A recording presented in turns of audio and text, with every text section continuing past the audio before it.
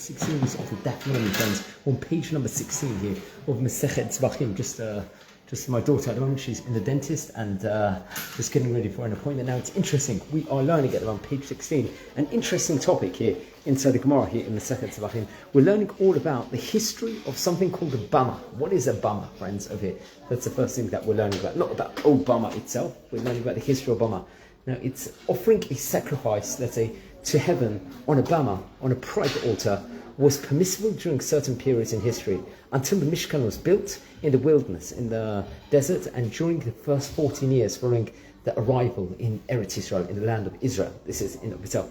When, let's say, this sanctuary was originally based in Gilgal, the bama was legitimate. Now, during the 369 years, when I think there was a more permanent sanctuary that stood in Shiloh, the bama was outlawed. Now, we've learned all about the laws of the Bet HaMikdash on the previous occasions, which we have to point out also, and I recommend everyone to look within regards to that. Now, one thing we want to speak about bama over here is that I think the 369 years it was in the Shiloh.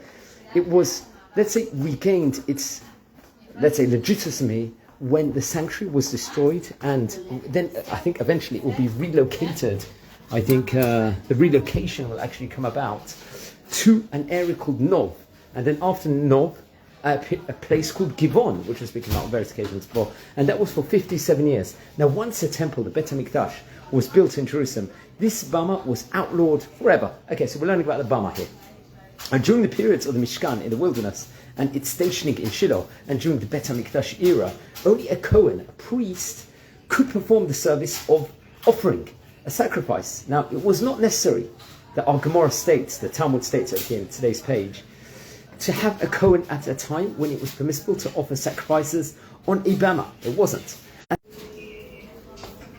So as a support for this, I think the great commentator Rashi is actually going to weigh in over here, and he is going to state a mission in Zevachim, which we learn way later on in page 113, and a few historical examples of non-Kohen who is going to offer a sacrifice on a bama itself, this bama. One of these is a sacrifice offered in the days of the prophet of Shmuel, which we learn about in the first book of Shmuel, chapter 11, also in chapter 13, over there. Others are offered by Gideon, we see in the book of Shoftim, in chapter number 6, and also Manoach, the father of Shimshon, we're going to see also, is going to offer it, I think, in chapter 13, in that specific book, respectively. Now, the precedent cited from Shmuel is easily understandable. This was during the period when the Mishkan was in Nov, we're spoken about, and the bama was legitimate. Since Shmuel, Samuel, was not Kohen, this conclusively proves that a non-Kohen can perform the service on a bama. But, over here, there's a big but, there is a problem with the proofs from Gideon and Manoach, over here in those two cases respectively. What is that, friends, over here? Both of them lived in the era of the judges, when, let's say, the Mishkan was in Shiloh, and the bama at that stage in time was outlawed. Now, the Gemara, I think in page 108 of Masechet Zevachim, is going to actually explain Manoach's sacrifice that we learn about over there as a Horat Shah. This is an extraordinary command from heaven over there. It wasn't like a common thing at that point in time to temporarily ignore the ban of the bama at that point in time. It was an ignoring of the ban of the bama just for a window of time. If this was an extraordinary situation, perhaps it also warranted the ignoring of the needs for a Kohen, and thus it leaves, let's just say, us without a precedent for a non-Kohen over here performing the sacrifice on a bama in an ordinary situation. What is even more problematic, this stated over, is a proof from Gideon. Now, our great rabbis, I think in Truma, in page 28, in Amud Bet, would actually clearly state that in regards to his sacrifice, 8 regular requirements for the service were suspended by a direct order from heaven. One of them needed for a Kohen.